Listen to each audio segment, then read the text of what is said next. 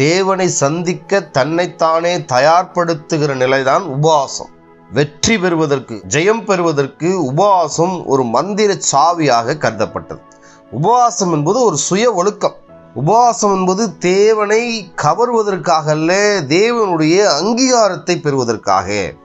ரட்சிக்கப்பட்டு ஞானஸ்தானம் எடுத்தவர்கள், திருப்பந்தியிலே கை வைக்கிறவர்கள் முடிந்த அளவிற்கு தங்களை தாங்களே தாழ்த்தி உபவாசம் எடுக்க முயற்சி செய்ய வேண்டும். உபவாசம் இருக்கிற நாள் முக்கியமாக நாம் தேவனை பிரியப்படுத்த வேண்டும்.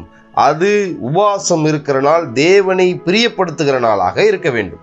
எந்த நோக்கமும் இல்லாத உபவாசம் அது உபவாசமே அல்ல, அது ஒரு உணவு கட்டுப்பாடு.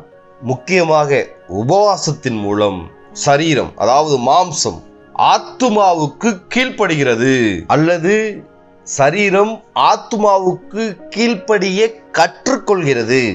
எதற்கெல்லாம் இந்த உபவாசம்? முதலாவது, நம்முடைய பாவங்களிலிருந்து நம்மை விடுதலையாக்கவும், மனம் திரும்பி நம்மை தேவனிடத்திலே ஒப்புக்கொடுக்கவும் இந்த உபவாசம் நமக்கு தேவைப்படுகிறது. தேவனுடைய அன்பை பெறுவதற்கு, தேவனுடைய மன்னிப்பை பெறுவதற்கு இந்த உபவாசம் தேவைப்படுகிறது.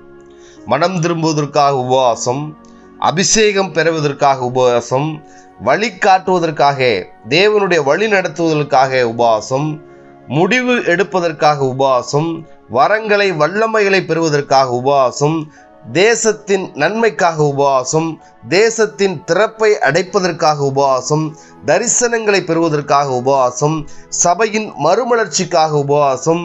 ஒரு ஆபத்தான காலங்களிலே நாம் நம்மை தாழ்த்தி இருப்பது இந்த உபவாசம்.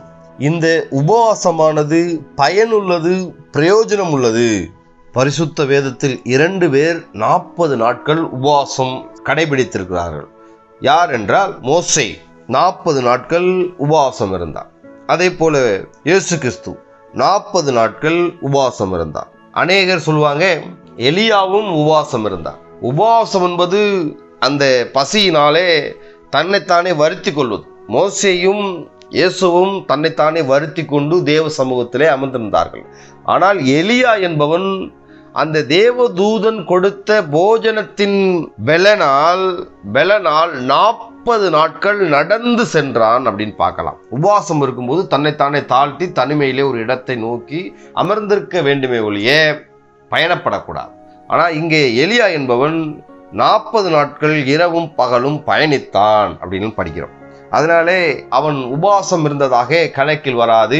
அவன் அந்த போஜனத்தின் பலனால், உபவாசம் என்பது போஜனத்தோட பலன் இல்லாம தேவ பலனை சார்ந்திருப்பது.